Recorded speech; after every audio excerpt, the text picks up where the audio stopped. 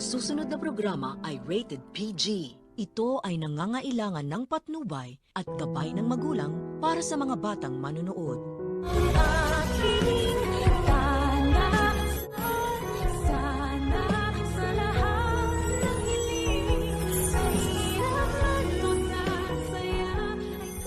Matapos maipamukha ni Carlos kay RJ na wala daw itong kwentang ama kay Zoe, ay kinumpronta niya naman si Annalyn at tinanong ito kung bakit daw ba ayaw niyang tantanan ang kapatid niya at gigil na gigil daw ito kay Zoe. Sagot naman ni Annalyn na gusto niya lang naman daw kasi talagang malaman kung ano ang tunay na nangyari sa Lolo Pepe nila. Ngunit ito namang kumag na si Carlos ay bumuwelta na naman na mukhang hindi daw yun ang purpose ng batang doktora.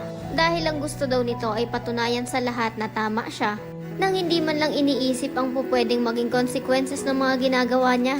Pero hindi naman nagpadaig si Annalyn, kaya diretsahang sinabi kay Carlos na hindi daw siya nito mapipigilan na alamin ang buong katotohanan. Sa kabilang banda, nagpakita na nga ang mag-inang lokalokang sina Zoe at Moira sa Apex. At tulad ng palagi na lang na nangyayari ay tagumpay na naman ang dalawang ito.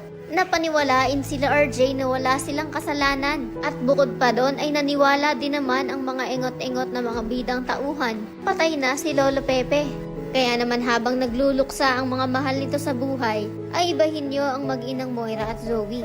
Dahil tuloy pa rin ang maliligayang araw ng mga luka-luka. Dahil wala pa rin makakaalam ng sikreto nila. Lang dito kay Lindon na wala rin namang kwenta pagkat pinagtatanggol niya pa nga si Carlos sa batang doktora.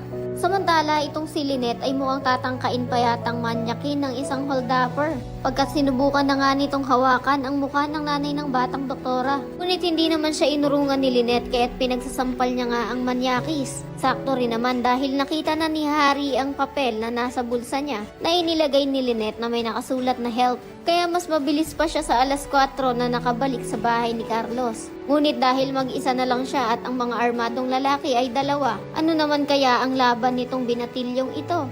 Baka hindi pa nga mag-alinlangan ang dalawang holdupper na patayin siya para wag lang mabulilyaso ang trabaho nila. Ano na lang kaya ang mararamdaman ni Carlos at magiging reaksyon nito kapag nalaman niya na si Moira pala ang mastermind ng panloloob sa pamamahay niya at pagkamatay ni Harry kung sakali. Yan ang mga dapat niyo pang abangan. Yan naman kung isa ka rin sa mga nagnanais na wag naman sanang mapahamak itong si Harry, ay pakiclick naman ng like at subscribe button. Maaari ka rin mag-iwan ng komento sa ibaba para sa iyong mga saloobin at suwestyon.